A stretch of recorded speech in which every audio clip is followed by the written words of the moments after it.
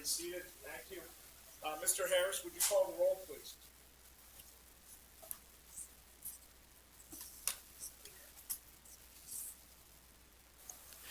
Yes, Mr. Chairman. Commissioner Cook.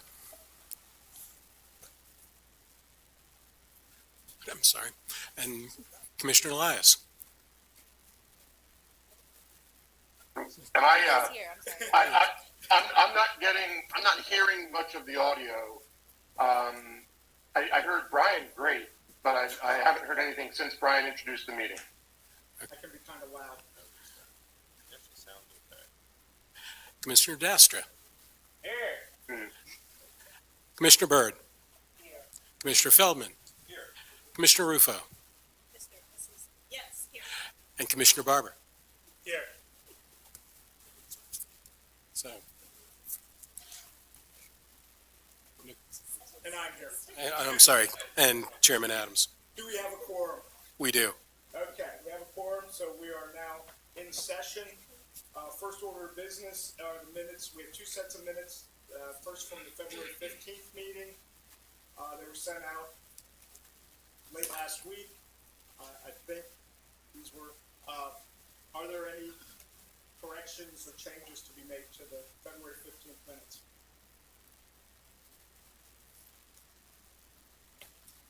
Hearing none, is there any objection to approval of the minutes as written?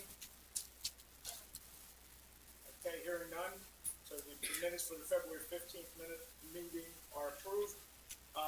Second order is the February 29th meeting, which was sent out about 2 weeks ago, or a week and a half ago.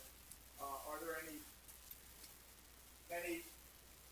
corrections or changes or additions to the February 29th minutes? Okay. Hearing none, any objection to approval of the minutes as written? Okay, thank you. The minutes for both are approved. Report from the chair. First of all, thank you to everybody who's here. Well, it's important to me. I don't know about the rest. Happy Pi Day. As a mathematician, it's an important day in the year. And I'll have you know, I had 2 pieces of blueberry pie this afternoon. So you can't walk around a math department today without pies being everywhere. So thank you. First, just addressing the public again. Thank you. We have 2 items in there for public comments at the beginning and at the end. So if you have anything you would like to say at that point, we'll open it up to the audience to come up to speak. Keep in mind, this meeting is live streamed and it is being recorded, so that if you speak, you are consenting to be recorded. Next I'm just trying to remember. I had it written down and then I forgot my notes. I left them on my desk. Couple of things. One is PEL has asked me to join when March 26th.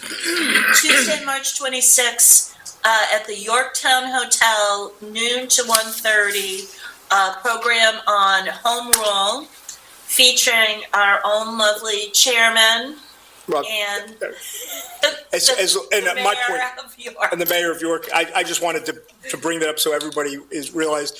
As long as there's no objection to my attending, I will be there. So, the next is a request for Commissioner Rufo with SACA. Did you want to, It has not been scheduled yet. It'll probably take place sometime in early April. And Commissioner, I'm just going to use first names, Liz and John will be on the radio. Okay. And a third one was Hourglass has asked the 2 of us. I think we mentioned that the last time. That was mentioned.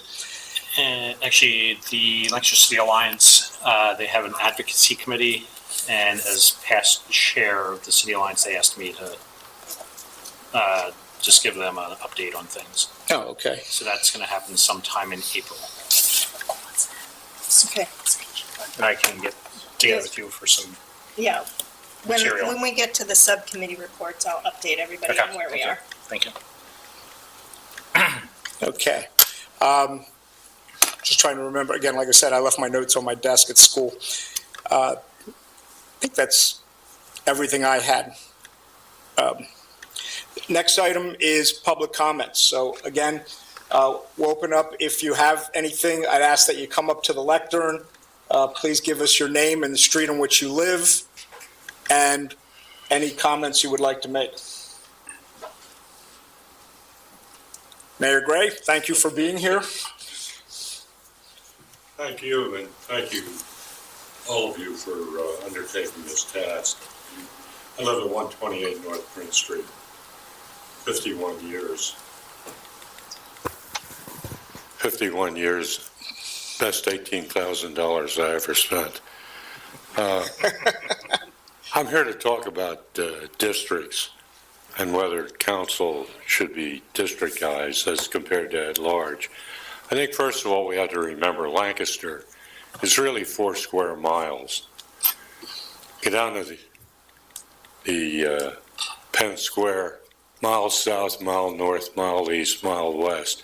That's the original Lancaster, and that's still pretty much where everybody resides, though there are some people outside that 4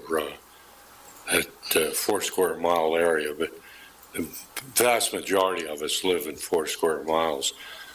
I think if you're talking about having people elected on a district basis, one of the questions to ask yourself is, what's the role of a counselor? Is there a role to represent a small group, or is there a role to look at what's the best thing for the greater interest of the city? If you look on the federal level, you'll see the former and what's happening there. Now, if you look too at city council and how it's operated, every now and then, and I was talking to the current mayor, she said she gets the same thing. Oh, city council's nothing but a rubber stamp. City council doesn't do anything. I used to tell people, you're going to the wrong meeting. You go to the city council meeting, by that time things have been worked out. Go to the committee meetings. The administration would present an idea. Council would kick it around. Sometimes would just go with it. Other times would say, good point, take it back, put it on the agenda for the next meeting. By the time it got to city council, there was the consensus. I can remember 2 votes as long as I was mayor in 12 years. They weren't unanimous. Now you could say it's a rubber stamp. You could say that, but you'd be wrong. You don't know. If you look at the history of city council and its leadership, I know Darlene from time to time has said wanted somebody from the southeast. I think the whole time I was mayor, we had somebody from every area of the city, and we used to actually recruit people that way, both ethnically, racially, and to a certain degree geographically. If you look at the presidents of the city council, Nelson Polite, Southeast Lancaster. Julie Dixon, Southeast Lancaster. Louise Williams, Southeast Lancaster. I'm not sure where Jimmy lived.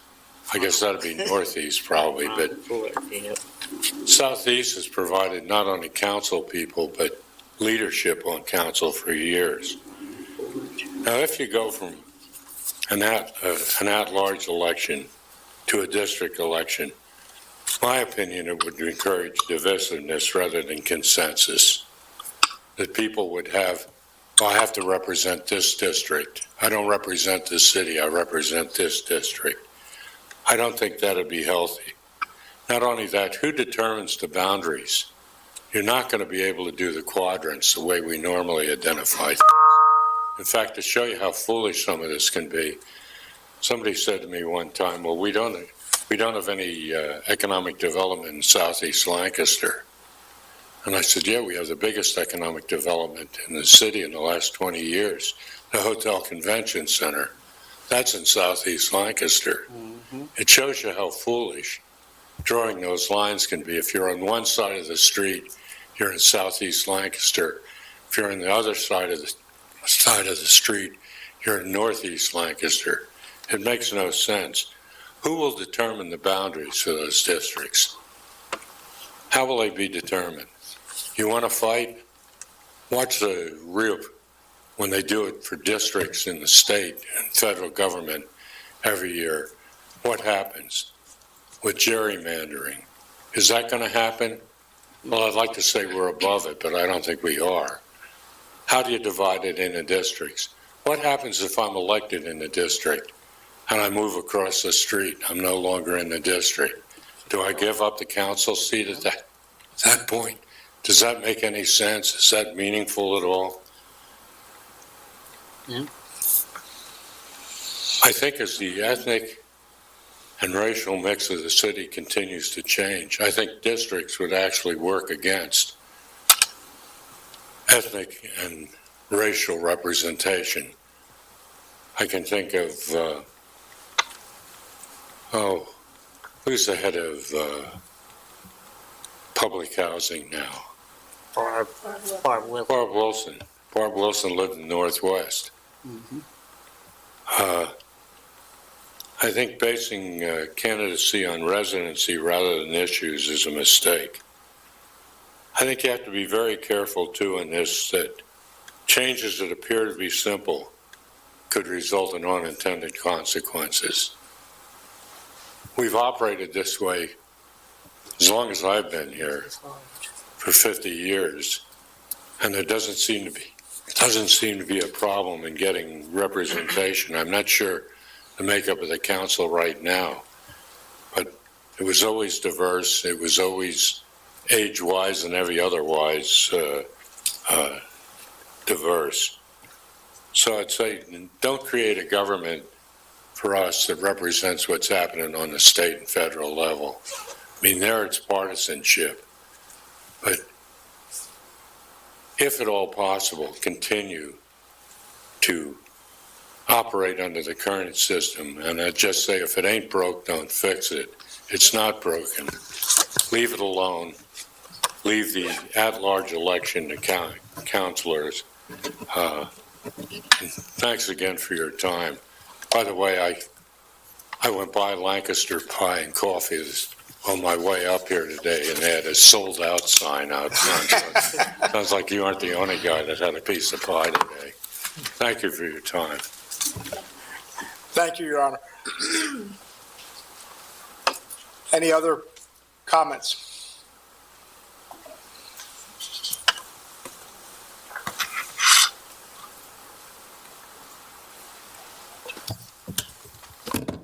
John Gavea, 100 block of East Orange, and can I get a 30-second warning so I don't run over time? Because I know there's a time limit here.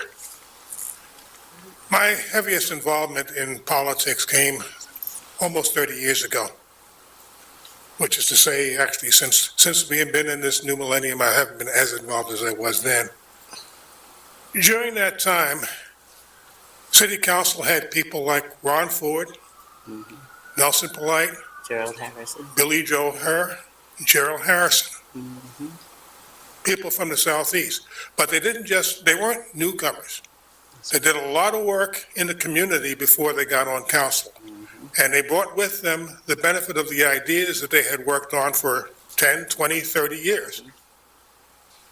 And it was the benefit of those ideas, regardless of where you come from, that made them good city council people.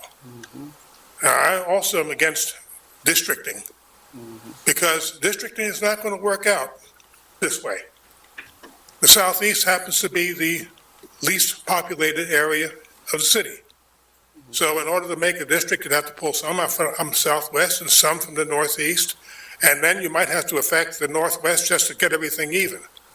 And then every 10 years after a census, you'll have to go through the exercise all over again. And somebody's not going to like it, and they're going to sue because that's what people do. And those suits are not going to be cheap. So we're going to be running into expenses, which comes out of the taxpayer's pocket. So I implore you, don't do that. Oh, and I have one other point. In the last election, the last primary election, which is where, let's face it, city council people really get named. The Southeast, unfortunately, in addition to having the lowest population, had the lightest voter turnout by a lot.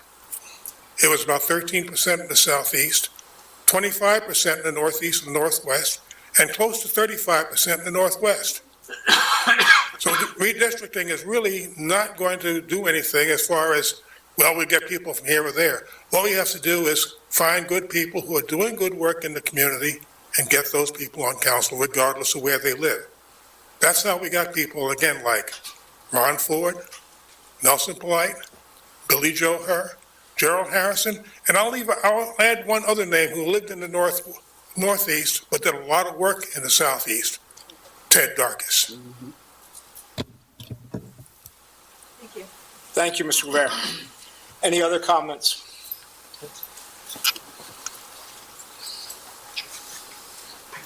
Okay, moving on. As we saw in the agenda, if after the meeting you have comments you would like to make, there's another time right before we adjourn. Next order of business, you all received an amendment, the amendment to the contract from PEL. This is something after we voted to continue on.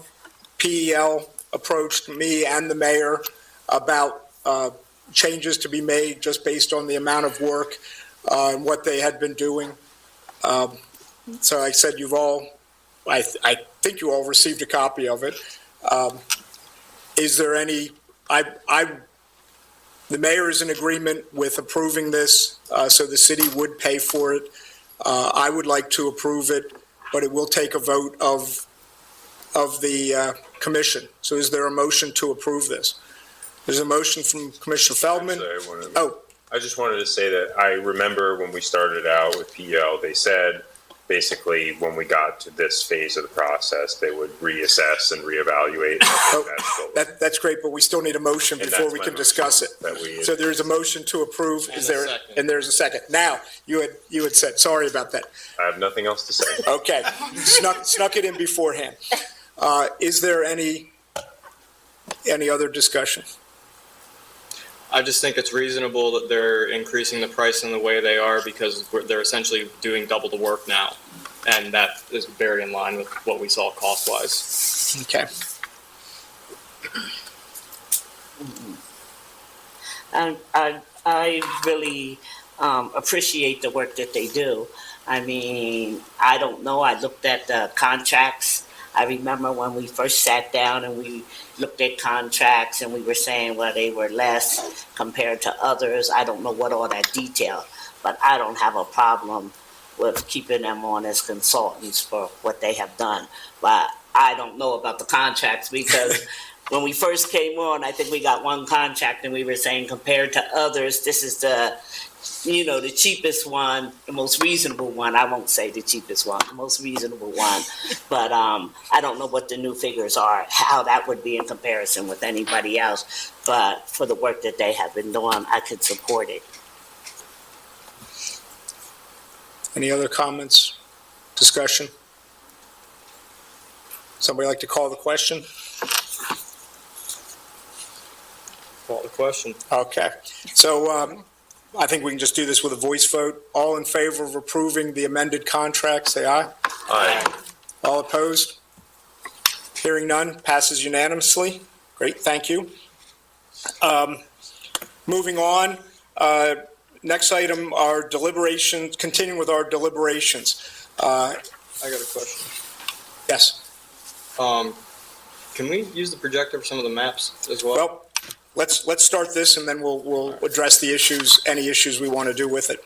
So moving on to deliberations on form of government, I have asked Mr. Cross if he would moderate it effectively, chair the deliberations instead of me.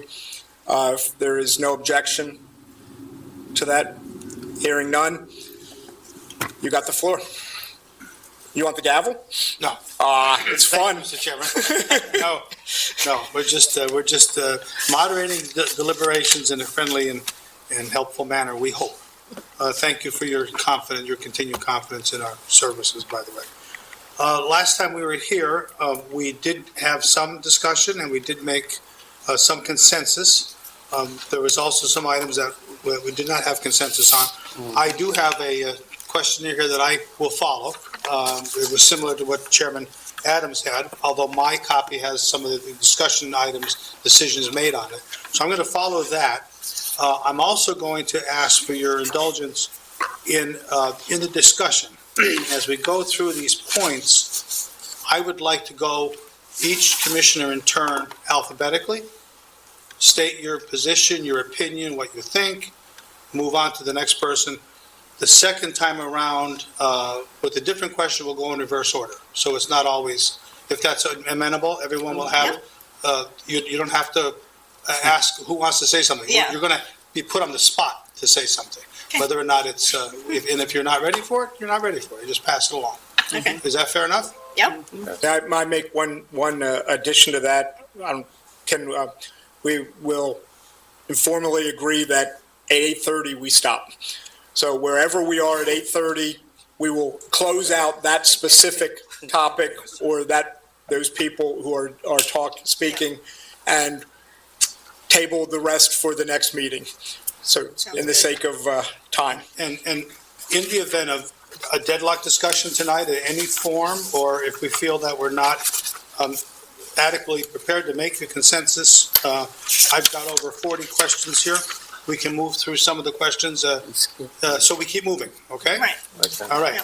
And with all respect, I would hope that we all participate in the debate, keep the debate going, keep it open, keep it honest and respectful, and citizens will be served, okay? Question, But- just for the public, you had told us last time that we're reaching a consensus, we can always go back and discuss issues. Is that this? The vote that you will take Okay. that matters is the vote on the final report, which includes the charter. Up until that time, we want to operate on consensus, because that's, as you progress, there may be issues you want to revisit. So, the consensus at that time will be to revisit it, as opposed to we have to reopen it for a vote. Not too many parliamentarian, we want to be more open, right? So, okay? So, Thanks. okay, we good? Public in here? Okay. They said no. They said, No? they can't hear. Okay. Okay. May I make a suggestion? You just move to the opposite side of the table, and so you won't be Our speaking voices. towards the wall. Oh, okay. Sweep over the table. Or crawl underneath it. I'll just walk under that table. Don't give them a Come on, Jerry.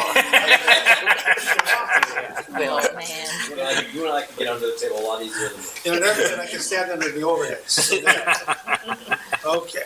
Has its advantages. All right, I'll endeavor to keep my voice up, and everyone else should do the same.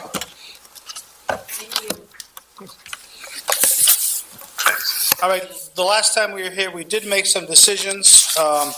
We agreed that the mayor is not a member of council, which is a possibility. We agreed that the city's name should be the City of Lancaster. We also had consensus on the term of office for a legislative member is 4 years. We agreed that the term should be staggered, meaning that a minority and a majority are elected at every 2 years. We did not agree on the number of legislative members of the body, and I'd like to start with that. So we're asking the question, how many members of the legislative body should there be? Simply, what is the composite of the number of members? We're going to call them councilmen. So by my alphabet, it's Adams is first. Okay, so I would recommend we stay with 7. Reducing, the options would be reducing it to 5 or even 3 or moving up to 9 or more. For the size of the city, for the amount that I think would give a reasonable discourse, 7 seems to work. The smaller it becomes, the more possible it is for one or two people to effectively take over. There is while we all worry about the tyranny of the majority, there is also the tyranny of the minority. That one or two people, by just not coming, could effectively stop a quorum and keep council from doing business on purpose. Whereas once you have 7, that would become a much more difficult aspect. So I'm in favor of staying at 7 for now. Mr. Barber? I would agree with 7 as well. I think it's 7 provides a good number for adequate dialogue and discourse, but it doesn't overwhelm. That's a number, just in my experience, that I've found is a good number to be working with. Ms. Berg? They say 7 is the number of completion, but I'm not sure that I think 7 is the correct number, and that would be as we get in our discussion about districting. I mean, right now we have 7, but I think if we go into districting, I could see us having 9. I could see us having, I've seen some of the maps that Tony did, so I don't want to get ahead of you. But, if some of the maps work out according to population that he figured out, I could see where it would be 9. I think the representation in the city is much needed. I think I'm looking at council now, and I didn't know that we came to a consensus with the 4 terms, because I believe council should have 2-year terms. I don't think that they should have 4-year terms, and that's just in the past. And I heard Mayor Gray, and I heard John Gabea, and I was very much involved in politics when you were back in around 4 days and everything. Times have changed. And that sense of representation is not like it was. The commitment to the city is not like it is with council. Now you have council that are coming and willing to serve 2 years and then run for a higher office. We need people that are committed, like you said, and I think, Tony, you gave us a list of city council members from way back. If you look at the list of those council members, they were committed into serving on the city and making decisions. They didn't just get in to go to the next step up in a political position. I think that's something that's happening. I don't think that it's against any council member, because if that's their career goal, to be a politician and move up to the state representative, senator, or whatever, it should be. But I think what's going to be good for the city is 2 years. We have our U.S. Izzy seat, the House of Representatives. They run every 2 years. So it's not like something that's so far-fetched, and they represent us at the state level. And I believe it's an opportunity for the residents to be able to speak, because in 2 years, if, we hear a lot of, I think Mayor Gray said rubber stamping, people call it, or whatever term they want to use, then it's up to the people. If the people feel that our council people are doing good 2 years, there's nothing that they can't be reelected and give us 2 more years. And if they're doing good, give us 2 more years. And then it's also on the contrary. If they're not, then there is something that we as the people and the voters can do. And so I'm not sure that it needs to be 7. I'm not sure that it needs to be 9. I would like to see our discussion in the districting. I don't think it is a bad thing. There are other municipalities that do have districts. And I think when we're looking at the representation level, even if you look at our council today, the Southeast is not represented. So that's my view. Okay, thank you, Mr. Mr. Cook? No. Mr. Cook.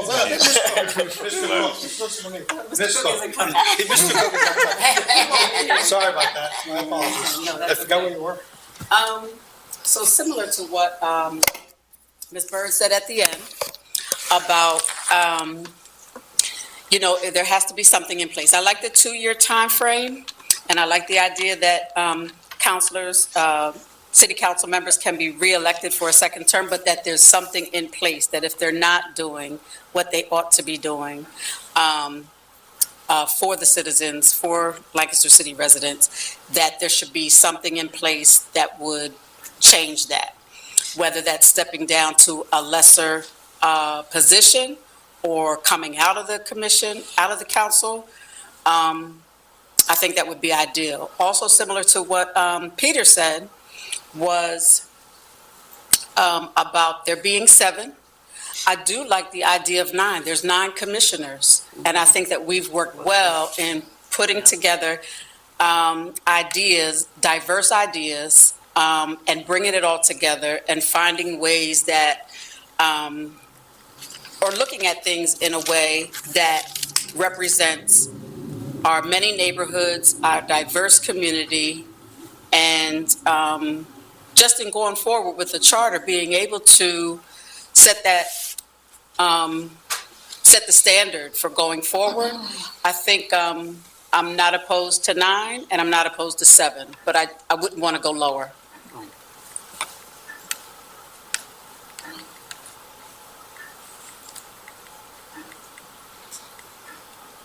Thank you. Mr. Dasher? Buckle up. So, We're talking about the number of Yeah, council. let's make sure we stay on. Seriously. there's of my a jobs- lot of figures that I'd like on the screen later because I do have an argument for it, but 9's my number. Okay. That's it. 9's my number. Okay, that was quick. Okay, thank you, Mr. Dasher. Ms. Elias, or Liz, we're on. Okay, so I think 7 is a good number. I know I don't have a loud voice. Maybe I should hold it this close so you could hear me. So I know that 7, I like the number 7. However, if we do go towards districting, I would say that I would like to see that number at 9.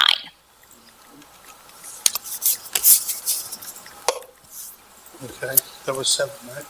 Was it correctly? 7, but if there's districts, District is she would 9, like. that's what I Yeah. thought I heard, okay.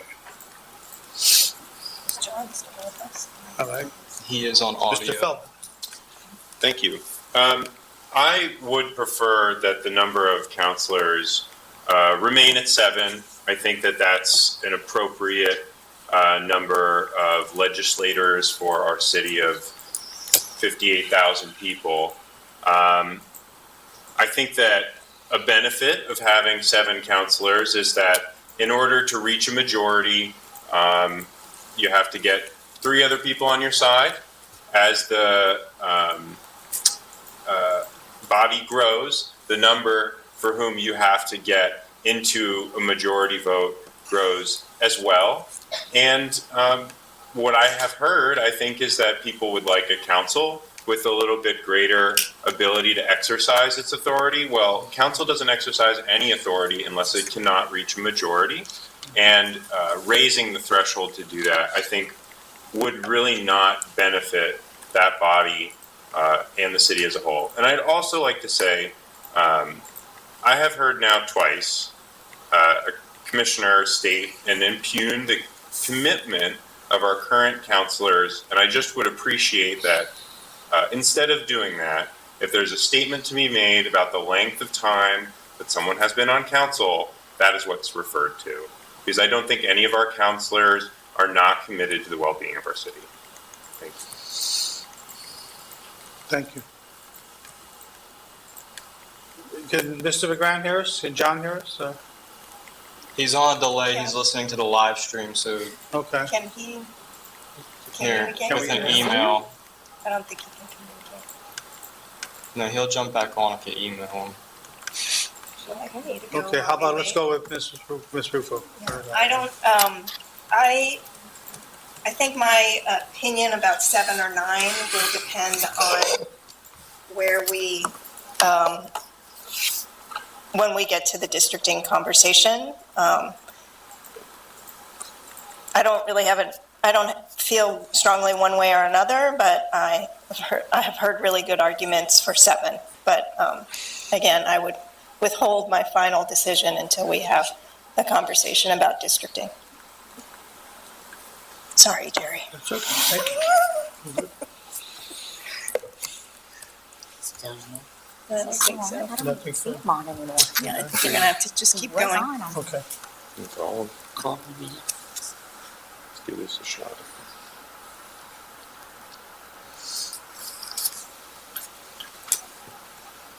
John agreed.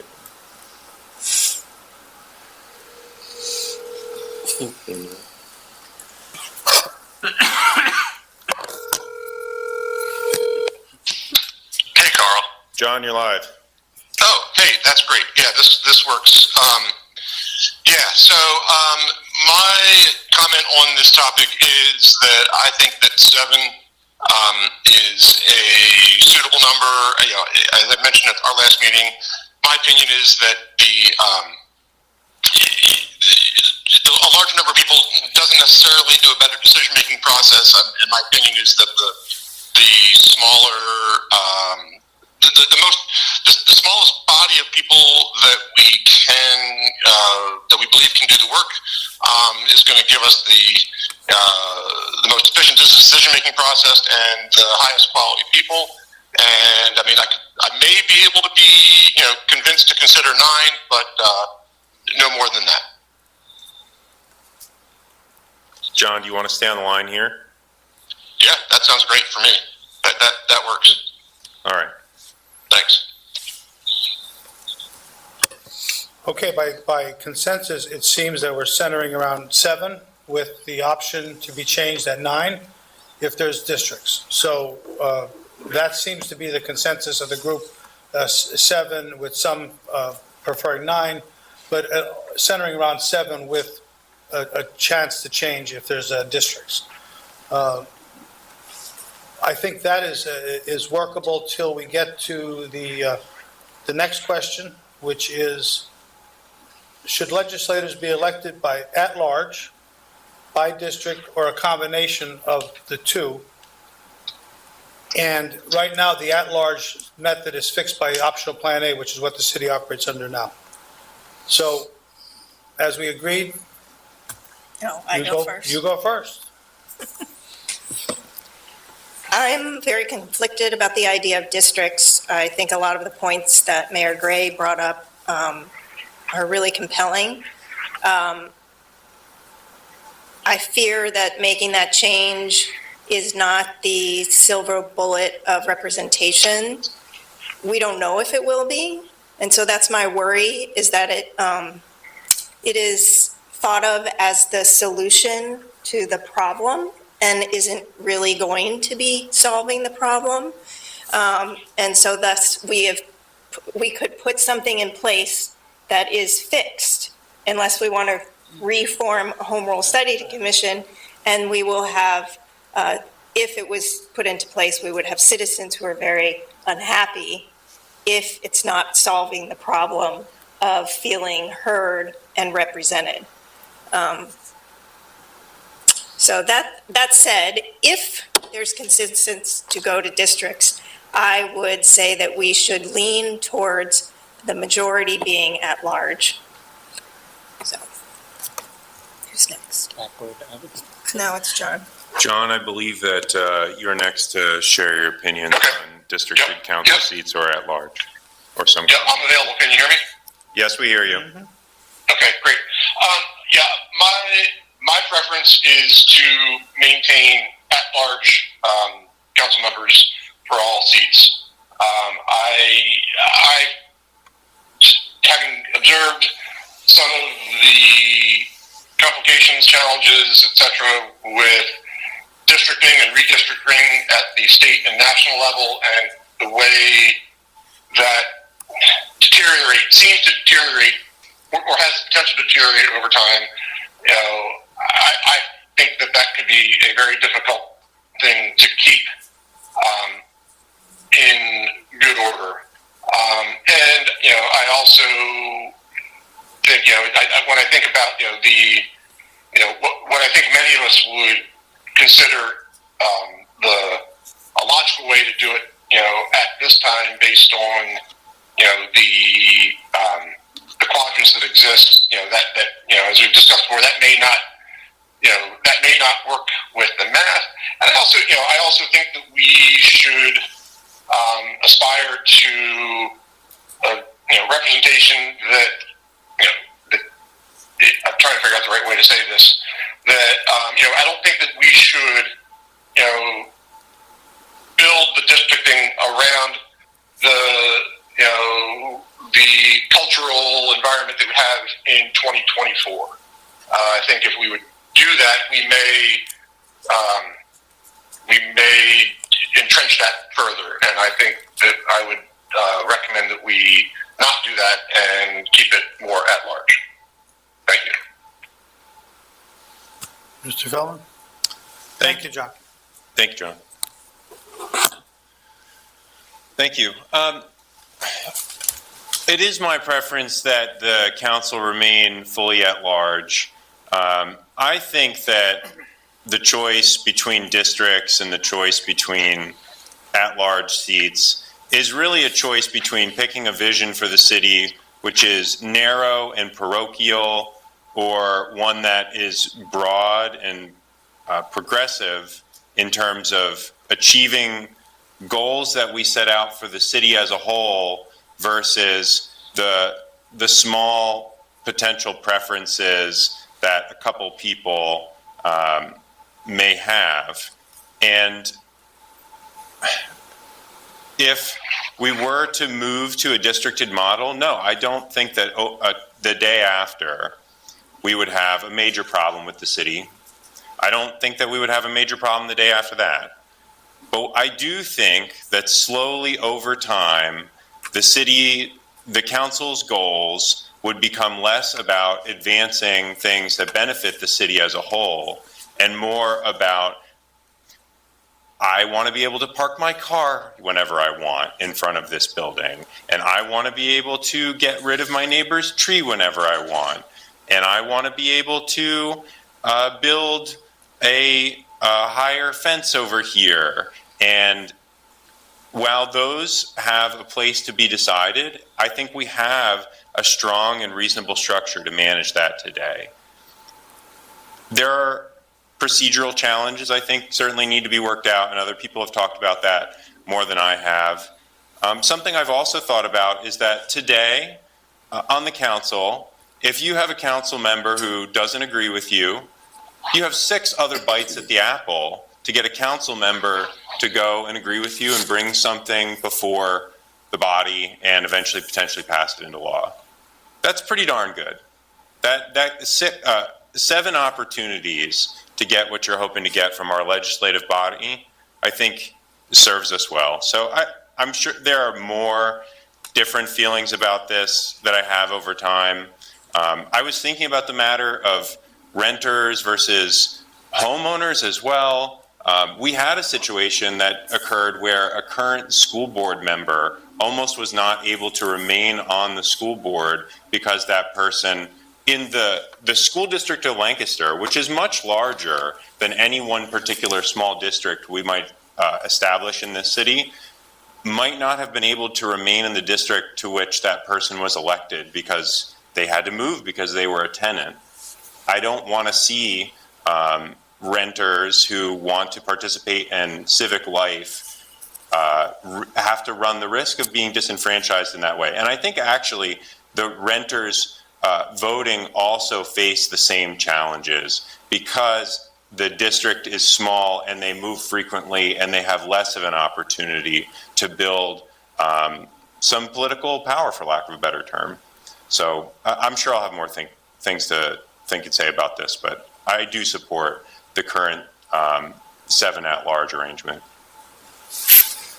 Thank you, Mr. Cohen. Ms. Elias? So, can you hear me okay?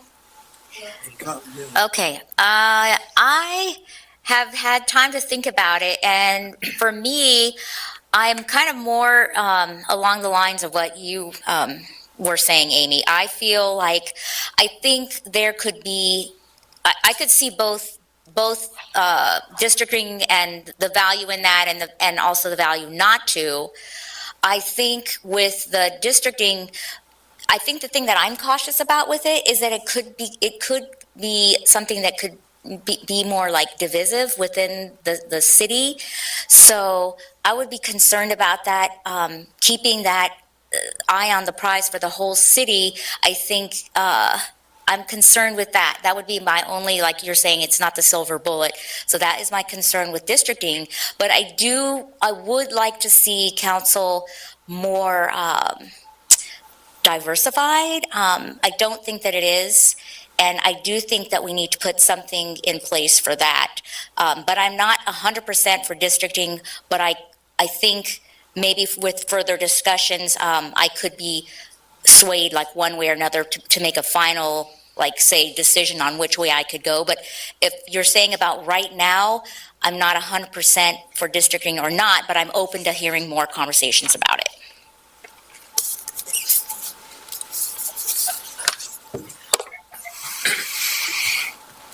Okay, thank you, Ms. Elias. Mr. Dasher? So I think I agree with Ms. Rufo's comment, like the most sensible way forward for districting is to keep a hybrid model where there's a majority at large. That's why I stand behind a 9-member council, is because despite the argument we've heard tonight, the least populated quadrant of the city is the northwest at 19.1% if you're using King and Queen Street as your boundaries. So the argument has already been presented as a flawed one. The southeast population actually has a lot of concentration in some census tracts, specifically the ones that tend to be the rented tracts, I will admit. And the northeast, actually, their highest populated area is the prison.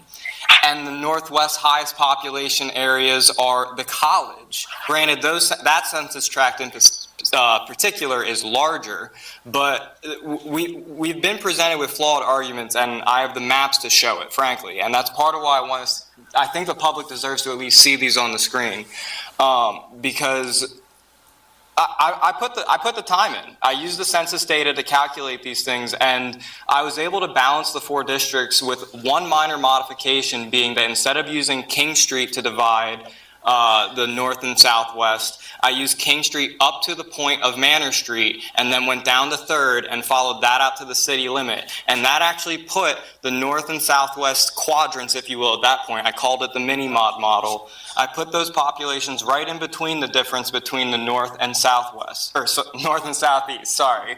And I will say the populations will shift over time. Redistricting is an important conversation to have, but using these streets as a guide, at least for now, does seem to make sense, especially if we're going to stick with a static 9. I still stick to it. I think it's possible for us to adjust the size of council over time if the population increases. I think it's important to have geographic representation, and that also goes back to a planning concept introduced by Jane Jacobs, I believe, called Eyes on the Street. Eyes on the street, knowing what's around you, is an important thing to know what's going on in your local community. And furthermore, even though you get 7 bites at the apple, I will get back to the 7 bites at the apple, because I also think that's a flawed argument. It's important that somebody says, hey, this is my person. Let me go talk to that person. And I don't know if anybody else has experience with this, but it's pretty hard to break into a 2-party system when you're running at-large elections for generally, let's just round up to a population of 60,000. So bringing that number down to 15,000 roughly makes your resources go more directly to the people you know you need to reach. Is it a recipe for success? I don't know. Frankly, we don't have it in practice right now, and I will admit that I'm a pretty unusual guy for our community to have. But the 7 bites of the apple issue is flawed, and I want to circle back to what Ms. Elias was saying about how we do need to figure out how to diversify council a little bit. We have not had a single Republican councilor or third-party councilor. We haven't had someone of the 2 non-major parties in however many decades. We haven't had a Republican since 2006. And I do feel that the Democratic City Committee has too much power in influencing the elections in the local area when it's only a 60-40 split if you aggregate the Republicans and Democrats. We have a serious issue. And I think if we move forward by continuing at-large elections, we are just straight up overlooking it. We need to have some level of change so that we can actually be a model for how we can not have bipartisanship in this country, but tripartisanship. Something beyond just getting two sides to agree, actually bringing people into the conversation that have not been heard in a very long time. Bernie Sanders is the most, don't want to say only because Angus King's in the Senate, and I know there's a libertarian here or there, but we have a significant systemic issue. And if our local communities aren't willing to address it by tackling it through different methods, I don't know how we can ever see a future where this system that we call American government, this political experiment that has gone on for about a quarter century, I don't know how we can get it to work. This experiment happens up and down the chain. These local governments are where we teach ourselves how to govern ourselves. Frankly, I say 9 to be a bit of a compromise here. I'm okay with hyper-local representation because we need people to understand the mechanisms of government. We need people to understand that if they go to city council, it is too late. I've been told that at city council when I started doing this years ago and I had frustrations with 101 North Queen. I've been told I'm too late to the party. I should have been at that other meeting. That is infuriating for me as a resident to hear because who's going to teach me that if I'm not involved? I have been one of the most involved people in city government for someone of my age in the way I do it in a long time. We have a serious problem, and I don't know that districting is the silver bullet, but I do absolutely believe that districting will help us get closer to the solution. In planning, we call issues wicked because you can't just tackle one thing and solve it, but you have to be willing to address these things in complex ways, whether it's affordable housing so that we can stabilize where people live so they don't get moved out of their housing situations and have to go to it, resign, for example. Like, there are solutions to our problems, but they are not simple. Nothing is simple. But I do think this change to districting will be a major positive for the long-term outlook of our community so that people stop feeling like they're being overlooked or just frankly ignored. Because I have talked to, I will admit, I don't know that I've ever talked to all 7 counselors, but I've talked to 6 at one time about issues that, I won't bring up the specific issues, but I have gone around the chase of trying to get a counselor to put something up. And if I can only get one, what's the point? It's going to die on the floor. You need to get at least 2. Otherwise, it's just more. It just is considered more noise and against the flow, and that person's a troublemaker for even bringing it up. I don't agree with everything that's said by some individual council members, and that's probably apparent based off how I am in general. But no, something needs to change. Okay, thank you, Mr. Dasher. Ms. Cook? My goodness, can you repeat the question? The question is, should the legislators be elected at large? I know you're kidding. Yeah. There you go. To all of that, Tony Dastra, I like at large. And to your point, Amy, I too do not believe that the districting is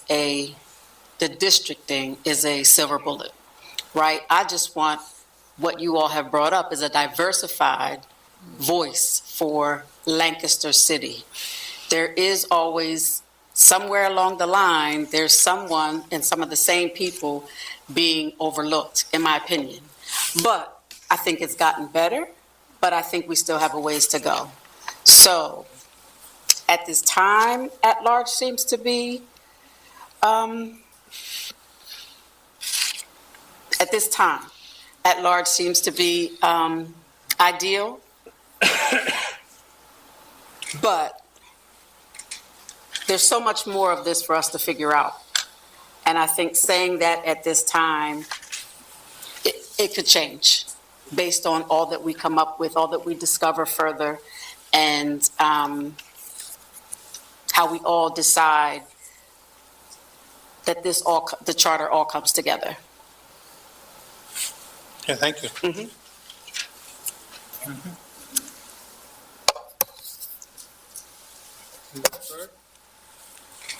Yes, I believe in districting, And for several reasons, not just about representation, but, and I'm not putting any of our council members down, I'm just using the knowledge that I know when I refer to council as today, just so everybody understands that. I think that one of the things that I could think that Tony mentioned is that for one council member to bring something up, you need a second even for discussion. The fact that we are hearing and we do know it's not at council that decisions are being made. They're already made at the meetings before. So having more people at that table making them decisions because we don't have the public there being able to put input. So I think that even for a council member to bring something before council, they need a second even for it to get discussed in front of the public. When I looked at this home rule study, a lot we talked about was the taxation the most.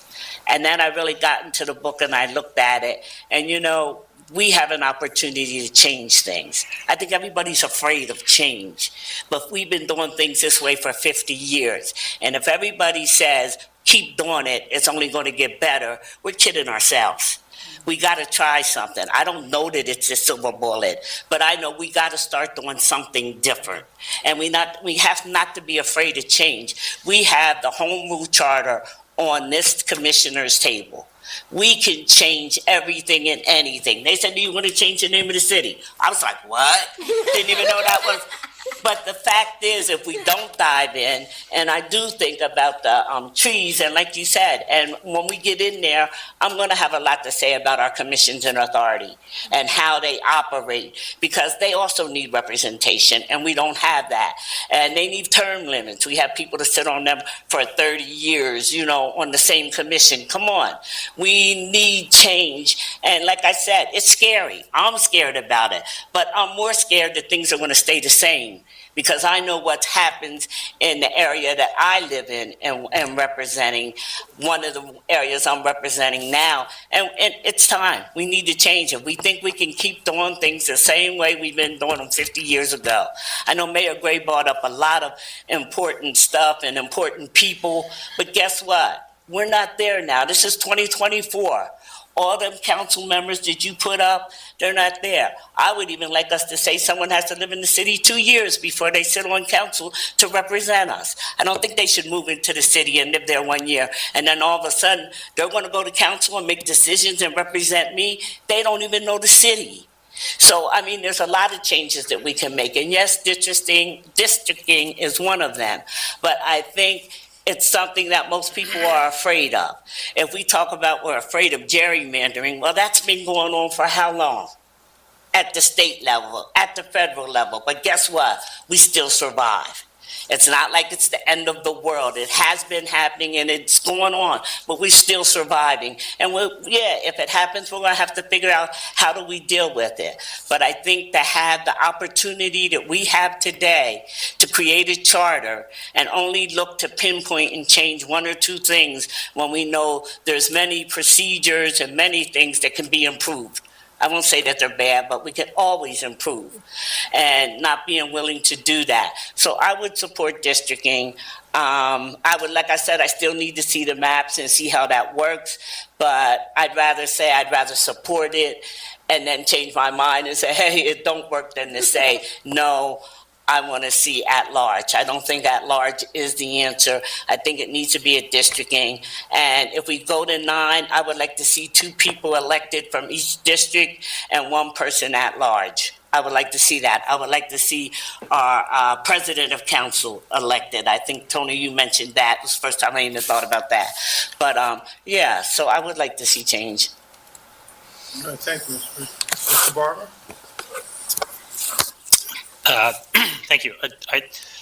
I think the at-large system that we have in place now is going to be the most effective way to get the broadest representation from the city and a group of 7 people that are totally committed to the entire city.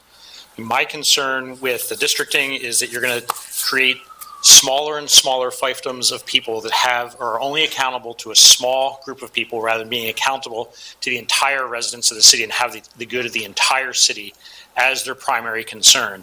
And I think that, the conversation that we're having now is in response to a current situation. I mean, if we look at historically, the wins of the representation of the city, I mean, they've changed, but, it's only changed over, we go back 20 years and we have a much different representation, and 20 years, it could be very different again if we're at large, rather than being locked into a system that demands we have certain people from certain areas of the city represented right now. I mean, right now, there's no one from the Northwest that's on city council. But I mean, that's counter to the argument that, that maybe the Northwest is overrepresented in other areas of the city. But I think that this is, if we start slicing and dicing the city into these little quadrants, and, I worry about the quality of the candidates that we're going to get, because we already have enough issue trying to get good quality candidates for the entire city. If all of a sudden we're relegating to certain districts that have a small number of population, I think that could lead us into lots of unintended consequences relative to how well we're truly representing the city and how well we have that system of government and the people that are going to govern the city be prepared to do the work that this council needs. Okay, Mr. Barber, thank you. Chairman Adams. Listening to everybody, a lot of very pointed arguments on both ways. I've come at this from a little different perspective. I've studied districting for a long time, from a statistical aspect, from just how it works. I originally started looking into districting with a mind to saying, well, how do we counter things like gerrymandering? And what I discovered through some work was that gerrymandering isn't really the problem that people think it is. It is, it's an excuse. Now, with that, I will say districting also fails miserably. The problem isn't, the gerrymandering makes a bad system worse. The real problem is that any districting automatically disenfranchises a portion of the electorate. As soon as, and as an example, we live in the 11th congressional district. There has not been what they like to call the Pennsylvania Dutch seat. The last Democrat to represent the Pennsylvania Dutch seat, you have to go back a couple of years to, if I remember, I wasn't there, so I'm not that old, but from what I understand of history, it was James Buchanan in 1835. After that, it's been either a Whig or a Republican every single time. So a way of looking at it is by creating congressional districts, Democrats in the 11th district do not have a representative and have never had a representative. Districts doesn't solve that. District, creating a fair body. The work that I did with a student a few years back, we looked at the idea of, could we create fair districts using random processes? And through a lot of computer modeling that the two of us did, what we discovered is you can't, because people self-select. People district themselves. And I get that. People want to live near people they like, people that are like them. This is a natural thing. But if you're in a district, if you're not represented, the chances are you will never be represented. It's not going to fix that. So with that, I mean, hemming around a little bit, yes, I'm in favor of retaining at-large representation. I'm very much opposed to districts. I do think there is a problem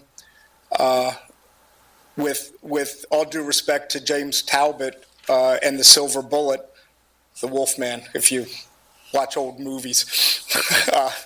I just keep hearing about the Silver Bullet, and I'm looking for the Wolfman. How can we fix things? I agree that parties are very powerful. In Lancaster City. Now, personally, to say you have to go all the way back to 2006 since we've had a Republican on council. 2006 was last week. It wasn't a long time ago. Yes, the Democrats have had 100% control of council since 2006. It doesn't mean they will in 2026. The Democratic Party will not have total control of Lancaster City forever. It will change. Just like, again, if you go back historically, Lancaster City was a Republican stronghold up until probably the 1980s, 1990s. And there were many, many years where there were very few, if any, Democrats on council. It switches. It moves. All it takes is a current council to do something very unpopular, and people will cross over and say, no, we won't do it the next time. So the districting, I don't think solves that. I'm opposed to that. What I do see, though, is the overwhelming influence of the single-party system, the two-party system. Now, I don't even know if this is legal. I've talked about this. We do it with county commissioners. Now, I'm not saying that's an effective body in itself. They have their own issues. But we have 3 county commissioners. We don't get to vote for 3 county commissioners. We vote for 2. We have, if we agree, we have 7 city council, 7 councilors on city council. Right now, everybody gets to vote for all 7.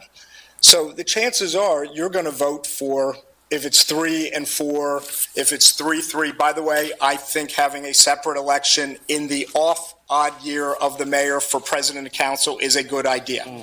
I personally would like to pursue that.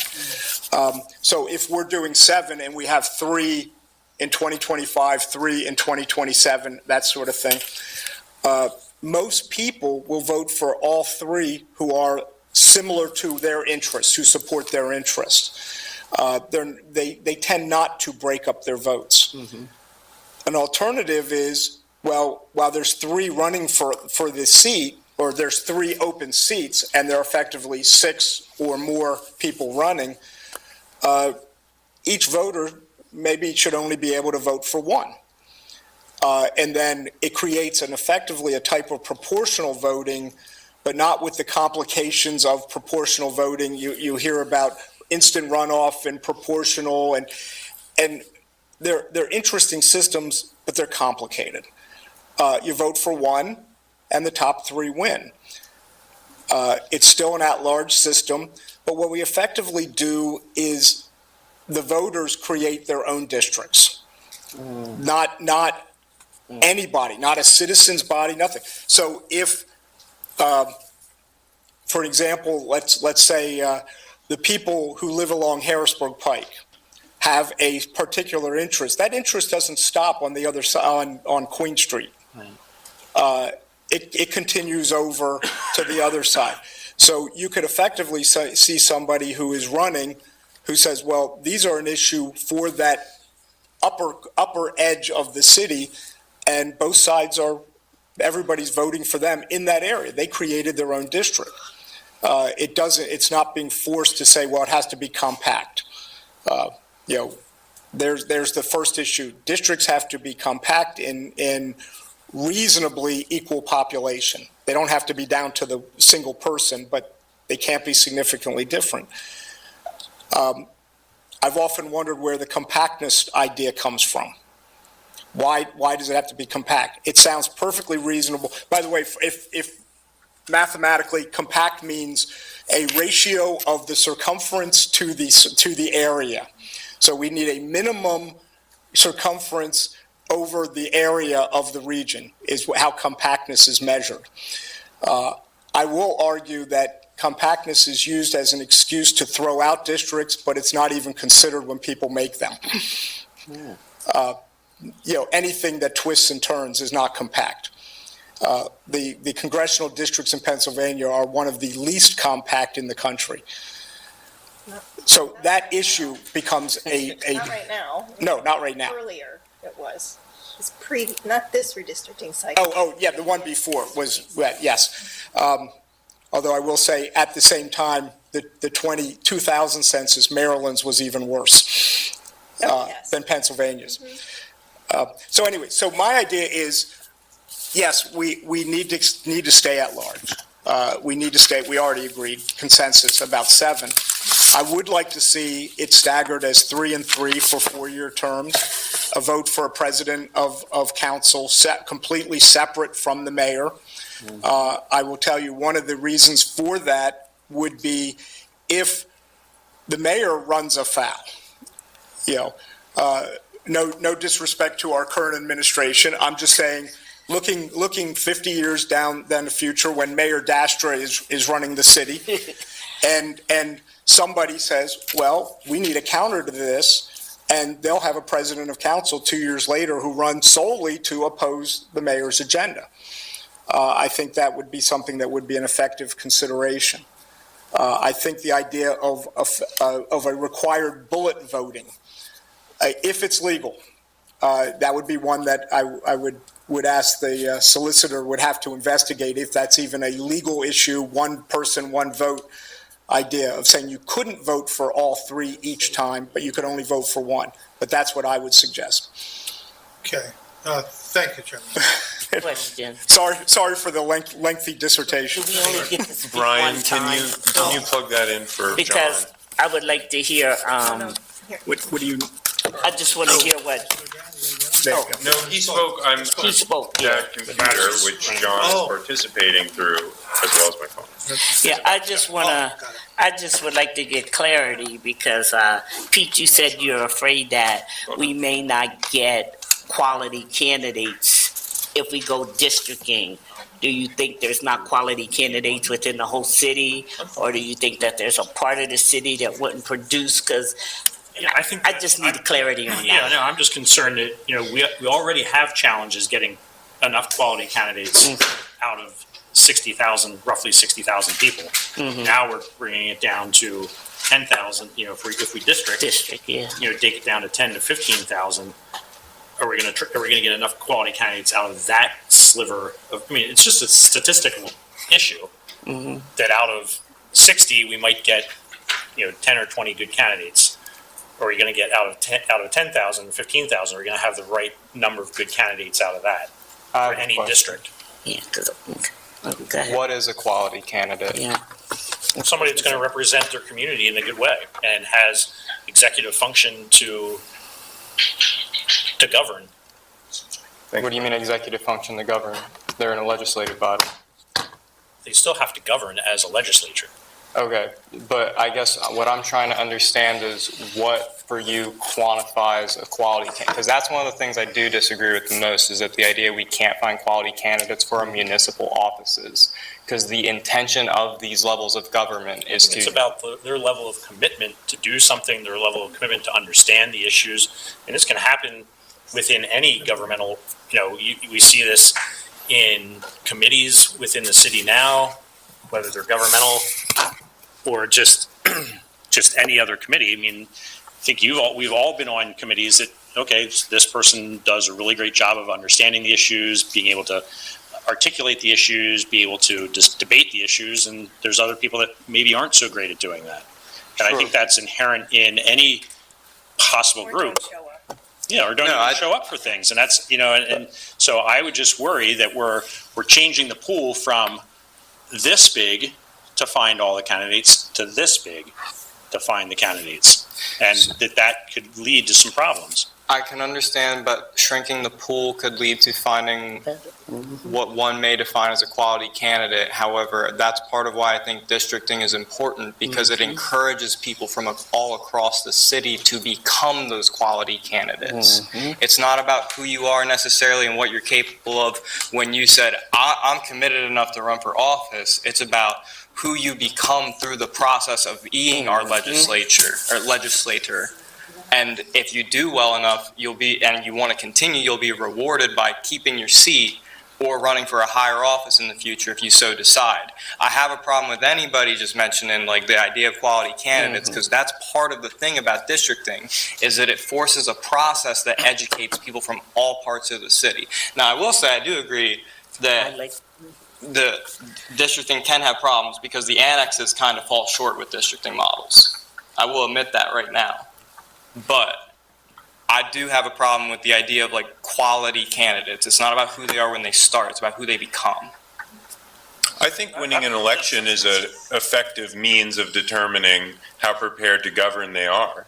Right, but that's what I'm saying though, is like, that's what an election is for. So if someone's not a quality candidate, they lose. Well, I think that as you shrink the pool from which people need to compete, you might end up with a different circumstance of what's possible in terms of an election. What I hear when that's said is that people from a certain region of town can't be quality candidates. And I'm not specifying any region. No, I think you're reading into that way deeper than it's intended. No, I you're think literally it's- saying shrinking the pool removes the amount of quality candidates you I am saying nothing about any geographic area. I am saying statistically, we can talk to a mathematician here. Statistically, if you take 60,000 people and you're trying to find 7 candidates, you're going to have a different chance of finding those candidates than if you only have 15 groups, smaller groups of 15. And so we're just looking to how do we find the best people to represent the largest group of people. So And we're going it can from be finding from- 7 out of 58,000 to 1 out of 15. I also have a question that I don't know. How do third parties get on the ballot in Pennsylvania? And can third parties get on a local ballot? Or do they have to get through the hurdle for the state? I mean, like, I don't know the answer to that. A county level party is determined by someone acquiring 5% of a countywide vote proportional to the highest vote getter in the last countywide election. That creates a county level party. I am not a member of a county level party. I just run a political action committee that has party in the name. So that's some details. So there's other processes once you become a county level party that I don't go through, but the way I have gotten on the ballot in the past Oh, right, is you're on the ballot, right. is actually the same, similar, not exactly the same, but similar to how we all got on the ballot. You get nomination papers, you got to go around and get a percentage based off another election. And it is a little bit more strenuous at times. Like, you got to do more legwork, but you do get more time. Okay, great. Can I throw out just one more point in terms of the whole discussion with candidates and from the districts? I think one of the problems, and it has nothing to do with quality, it has to do with finding people who will run in general, and that is a problem all over the place, even particularly in smaller communities. Isn't a quality issue, it's can we actually get someone to run for the seat because the pool is small. That's reasonable. So I think that might be better part than of it quality. as opposed to one of the considerations. That makes better sense than saying quality, because, yeah. And I guess I would like to know about, Adams, your suggestions. Is that something we're gonna look into if that's legal? That's something I would like to look and compare far with districts and. We're still discussing at-large versus district. What Chairman Adams is talking about, I think you're right. That would require a legal opinion, which we don't need to have right now until we make a decision on the at-large or district, and then we go down how we would conduct the election for whatever form you have. But if I'm not gonna be able to make my decision about districting until I know if this is legal, then I have something I'm comparing it to. But just to say, do I wanna do districting or do I wanna just do at-large when there's a third option on the table? I need to know if that's available to me. I need some more information. I think right now there's a consensus for at-large. It's 4-5. Yeah. If you're looking for a consensus of the group more in favor of a more for one or as opposed to the other, it is at large with some softness on the consensus, but it is at large. Hearing that, I mean, I would not mind more debate, but it seems to me that Your question is in the future, the makeup of the council at large is now to be discussed. How many terms, how do you do the president council, such like that. So we have other questions to go through. Go ahead, I was going to ask about, so Brian also said, so you was talking about that, the interesting arrangement of voting. He also said, okay, I think we should have a separately elected council president. Where do we talk about that? That is, well, that would be coming That would up, be part of the, once, we're gonna be coming up, we'll be coming up soon. Because you're fundamentally changing, we have to go back to 7, we have to decide.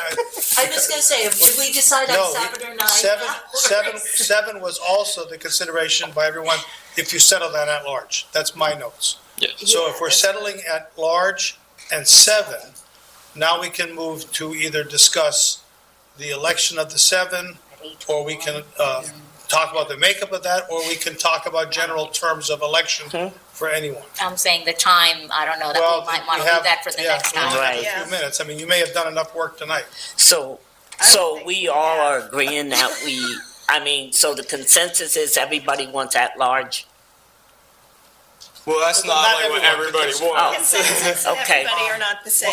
Yeah, because what he keeps saying, the consensus, so I'm There's- yeah, not the- everybody. In my Okay. mind, the definition is Okay. more rather than less in favor of an Okay. idea. So there's less in favor of districts than there is more in favor of at-large. Right. So being 9 members and working together, that's the working consensus now, that it would be at-large, Okay. and I'm assuming 7, because that was the beginning discussion, that most people would be okay with 7 if they were at-large, and an expanded pool if it was the district. So that's our working assumption. We can now move on at the next meeting, because I think you're right, it's 20 after. And we do have committee reports. And yet to you've do. done a lot of And work. I think You've done a lot. some people might want to have Public Comment on this Yeah. matter, Public definitely. comment. Yeah, so we have, your agenda is, our next is subcommittee report. so I'll yield the gavel back to the chairman. please. Okay, all right, thank you. And thank you for handling that. Yes. It was a Yes. great I don't load know off It my was really well done. Right. Yeah, I really do Yeah. appreciate that. it was good. Yeah. I will, as long as the commission agrees, I would like to continue with that process as we move So forward. you can We're handing it participate. back to you to have you or whomever We'll from work it. PEL We'll work it. Yeah. to moderate that. It worked out very well. Next order of business are subcommittee reports. So we have 4 subcommittees: public engagement, preamble, ethics, finance, and revenue. Just a short report, as Yep. I think I mentioned to each, just when you've met, why you met, when you're gonna meet, and why you're gonna meet. And I assume all the minutes will be posted online if they're not yet. Yep. So, Ms. Rufo, your public engagement committee? Yes, so we met on the 6th, and we are working on a draft of a presentation that all commissioners will be able to use if they are, so we'll have a uniform comment educational presentation that is speaking as one voice, not as an individual. And it'll be fact-based, not opinion. And we have the SACA radio interview, we have Hourglass, and what is it? The City Alliance. City Alliance. And what do I rise? He'll rise. He'll rise. Oh, there is a hill, is that what you're doing? Mm-hmm. Okay, is it scheduled? Mm-hmm. When is it?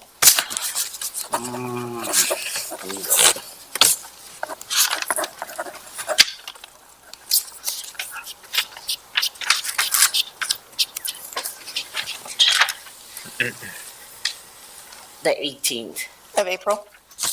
of March, 7 p.m. Oh, well, we will not have the presentation ready for you by then.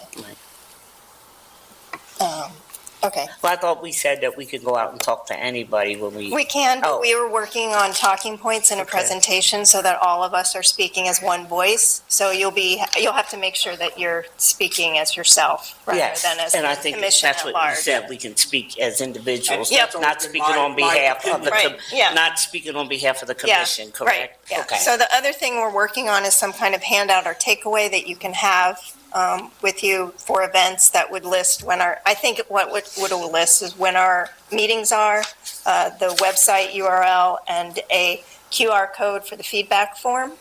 So, and then we're also working on identifying event dates that all of us should, sign up for so that we can table and be present at information booths around the city. And then we'll also be soliciting to find other events to give our presentations at. So our goal is to do baseline education. What is home rule? What are we doing? Why are we doing it? And how you can get involved. And then, the presentation will iterate as we move forward. Did you want to say anything, Elizabeth? I only wanted to add that also just the communication that we were talking about, using the city database for emails as a way of disseminating this information, which I did talk to several people and they thought that was a great idea as well. And even, we could do updates and do a newsletter. I mean, we can do regular communication, and then also we could have opportunities for whoever, when we're out in the community, for the public as well to engage with us. But at least that our agenda is getting the same information to everywhere we go, all of us doing the same thing, which is the main focus. Right. Great. Okay.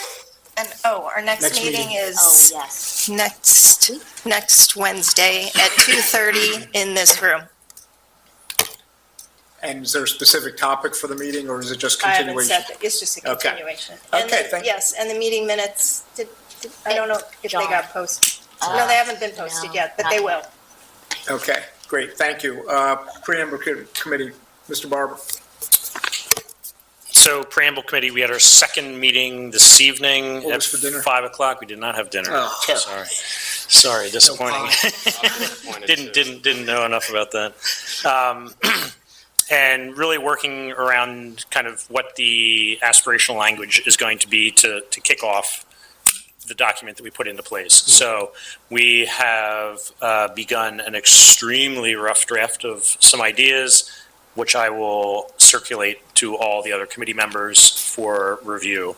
And can take a look at that. We will be meeting again on March 28th and continue on that process. I mean, at the end of the day, we understand and appreciate the fact that we're not going to have a finished document until we're finished. But this is hopefully going to at least, we just want to make sure that we're in the right direction as far as what everybody believes, how we're kind of looking to kick this off. I think it's nice. It'll help us all set to a guidepost. Yeah, definitely. Yeah, it's some really good commentary about that. I did talk to Barry briefly just to make sure we're okay on things. When we get this circulated, I'm correct in saying, submit any comments you might have and we'll read them at the next meeting. That's the proper procedure. Comments should be submitted back only to Chairman Mr. Barber, and then Mr. Barber should read the comments and thoughts at the next preamble committee meeting, so that you haven't done a deliberation. Okay, thank you. Ethics Commission, Mr. Feldman. Sorry. Thank you. Yes, so ad hoc committee on Lancaster Ethics Board met on the 7th last week here, and we had a nice discussion. Commissioners Elias, Commissioner Daster were present, and representatives from the Pittsburgh City Ethics Board, a newer ethics entity, and the Philadelphia City Ethics Board, an older ethics entity, were present to talk about their kind of powers, authorities, approaches to ensuring good civic conduct within the city boundaries that they have. And I think it was a nice discussion, recorded and made available. I assume that'll get posted.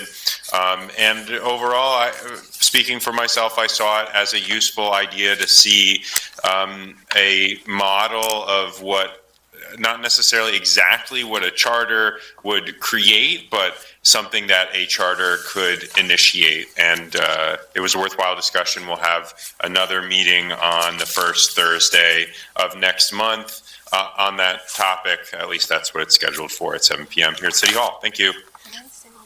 Sure. I'd just like to mention to everybody who's here, we do have a feedback form on our website, and if you have any comments because you don't feel like speaking in public, please do use that form. Thank you. Finance and Revenue, Mr. McGrann, is he still on the? Yeah, I'm here. Can you hear me? Yes, John, we hear you. Okay. Yeah, we had our first meeting on Monday, March 4th at 9 a.m. We did set a regular meeting schedule every other Monday at 9 a.m. So anybody who's interested in attending those is welcome to join us. At our first meeting, it was myself, Darlene Berg, Carl Feldman, as well as a number of the PEL team remotely and some other guests in the room. We had a really good meeting. We just talked about our goals and priorities with this subcommittee. And then, there was some consensus among us that a good place to start was talking about the budgeting process. So we spent a little bit of time working on that. Director Tina Campbell was on hand and joined the conversation, and I thought we had a really helpful conversation and a really good start to working on that process. So our next steps are to continue working through that, and then with the help of PEL, we have a similar process to work through to what we're going through currently with the form of government. A series of questions sort of identifying how we do it now and whether that's what we want to continue to do or whether we want to do something different. So that's, we're just going to begin working our way through that process at our upcoming meetings. And again, the next one is next Monday. So that's, I think, a good summary of our meeting. Thanks, John. Great, thank you, Mr. McGrann. Is there any questions from the commission to the individual committees? All right, hearing none. Is there any other business for the commission? I just would appreciate if in some way the maps I made, I understand they're just hypothetical maps, but I'd appreciate those being available to the public for their consideration as well, because I did put a lot of work into them. And we are on the fence about the issue of districting. So I'd appreciate those maps being at least available to the public on the website in some way, shape, or form. It can go in the meeting materials. All right, yeah. As long as, I defer to I think the website needs to be very clear and concise. They're Mr. Dastra's work product. They're not the work product of the commission. Yep. They haven't been discussed by the commission. They haven't been reviewed by the commission. Okay, we can do that. Okay. If that's, as long as it's within those bounds, I'm fine with that. Yeah. Any other business? Okay, public comments. Is there, now that, for those who are still awake, if you have. It's a good one. It better be awake. Yeah, do we have to? It wasn't like some of our study Like, ones. What do you mean? right, our subcommittees, our ad hoc committees, People can come and comment. but we don't have. Hi, like, I'm Anita Pilkerson Plum. I live on West James Street. I never plan to talk at meetings like this, but then I typically always do. I want to say first, on behalf of my 15-year-old who's at home doing homework, related to districting or not, my 15-year-old says, of course you would district, that's equitable, for what that's worth. I don't have comments as much as I wrote down a bunch of questions after hearing your debate. I wondered, can you avoid either or thinking and consider a combination of representative and at-large seats? I'm not a big fan of doing things one way or the other, but looking at a bigger picture. Are there ways to think creatively about the potential problems with district representation, such as polarization, and put preventative measures in place if you decided to have some council seats districted? I'm wondering, can a council member both be representative of, elected from a section of the city, and serve the entire city? In other words, can there be an understanding that you represent the entire city in your role as councilor once you're elected? Right now, my understanding is that there are committees on city council, public works, public safety, and a person wouldn't represent only their section of the city. If they are chairing that committee, they would represent the whole city.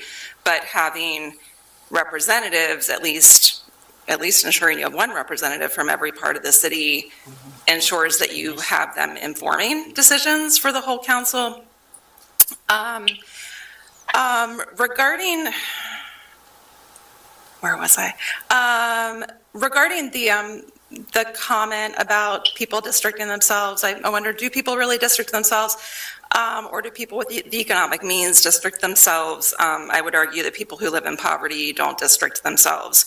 And if you ultimately decide to stay entirely at large, are there any other measures this commission can make to nurture equitable representation, resourcing people in different areas of the city to encourage them to run for seats at large? And then the last thing, and this is something that I in every decision that I make in my life, asking yourselves, how come I feel the way I do and what informs my decision making around this? And specifically after hearing the discussion tonight, how does classism, racism, and ageism impact your thinking? A way that I like to do this is just a simple exercise, putting yourself in another person's shoes. So if you are somebody who lives in one section of the city, put yourself and imagine that you lived in another section of the city and just consider how you would feel. That may or may not change your decision making around that, but it's an easy exercise we can all do when we're making a group decision like this. Thanks. Thank you very much. Any other comments?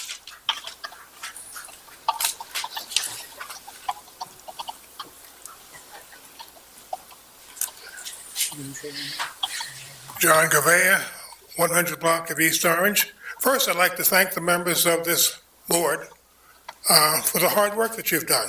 As some of you know, I gave some thought to running for it myself and then decided, I think wisely, that it was too much work. For me, anyway. So I've been to about a half dozen of these meetings, including a committee meeting, so I have some idea of the work that you actually do. There were some ideas that were brought up tonight. I think I heard that they will be discussed in the future. If not, I'd like to make sure that these are out there. I like Darlene's suggestion about the 2-year residency to run for office. I thought that was an excellent suggestion. Not too fond of the idea of the 2-year terms, though.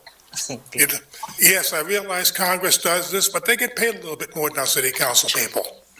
And actually, so do our state representatives.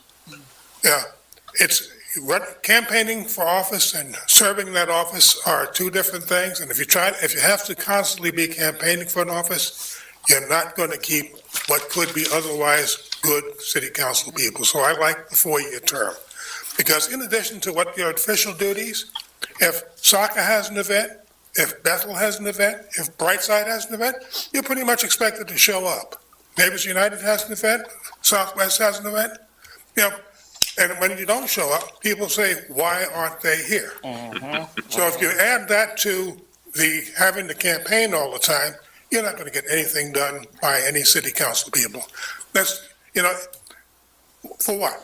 $800 a month? I don't know. I don't even know what a council person gets paid, but I know it's not a lot. It's $8,000. $8,000.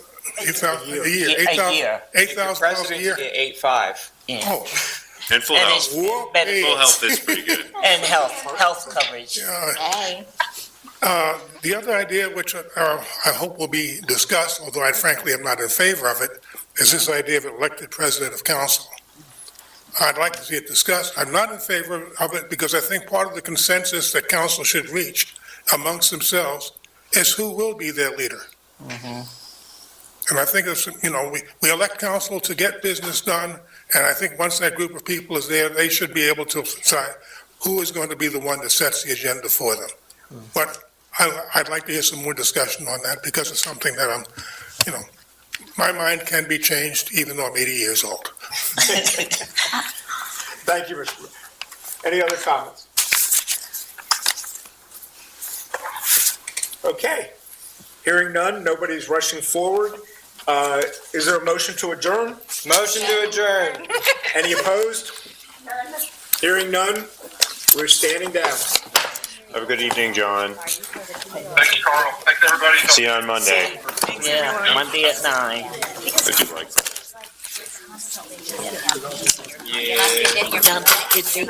We're supposed to provide us with a questionnaire.